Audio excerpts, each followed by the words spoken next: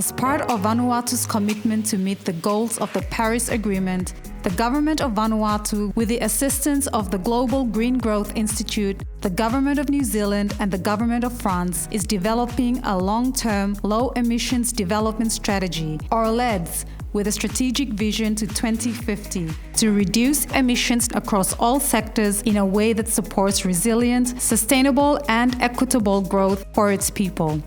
The LEDS acts like a window to the future, providing insight into how Vanuatu can meet its Paris commitments with a long-term goal of net zero emissions for all of Vanuatu by 2050.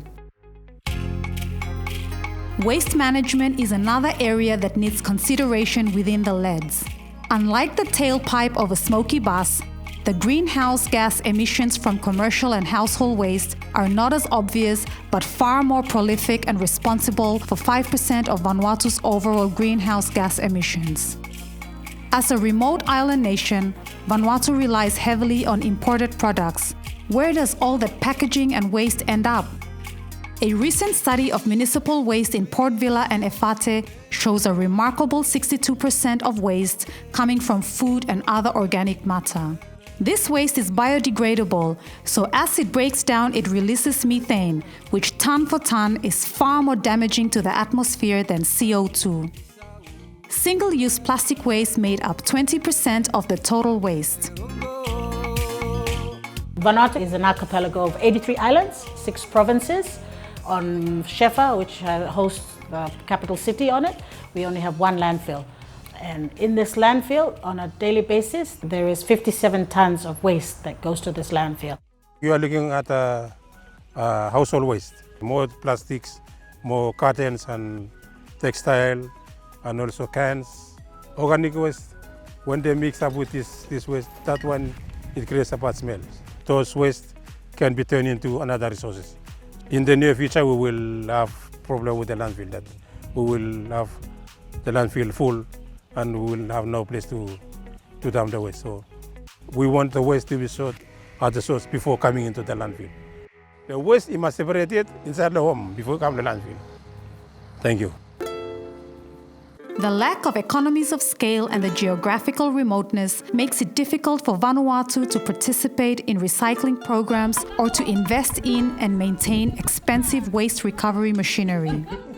In rural areas, there are no facilities to deal with waste, so it is either burnt, buried, or left in place. However, community education can play a huge role to affect immediate change and get people thinking about the amount of waste that they are contributing.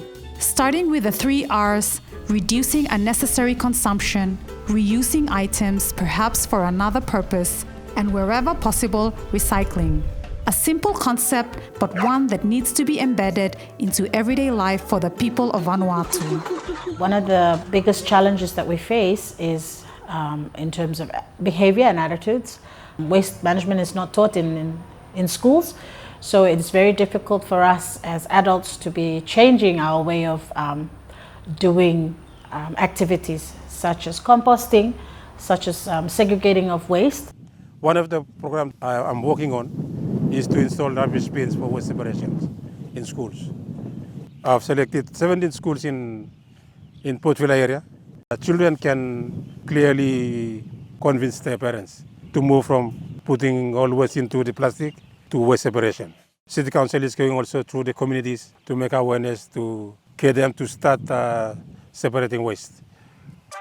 Globally, the world is shifting away from the traditional take, make, dispose industrial model to ones which are regenerative in what's called a circular economy.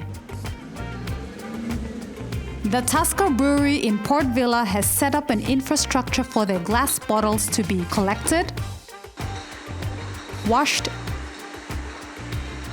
and reused multiple times. And one innovative local company takes glass bottles and crushes them to be used as aggregate in concrete. There has also been an uptake of biogas with local schools making biogas for cooking. Malabo College in Port Vila feeds 1,000 students per day using biogas made from their food waste. A similar system has been installed at the main market house in Port Vila turning food waste into energy, in which vegetable waste is fed to their biogas unit and the gas is used by the food stall vendors.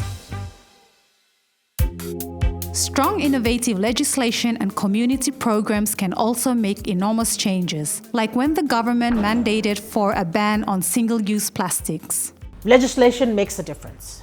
In our context, when we saw no legislation in plastic bag, there was a lot of plastic going into the landfill. When we had legislation in place, we saw a big difference. The LEDS allows us to look towards the future and start making positive change to reduce emissions across all sectors in a way that supports resilient, sustainable, and equitable growth for the people of Vanuatu.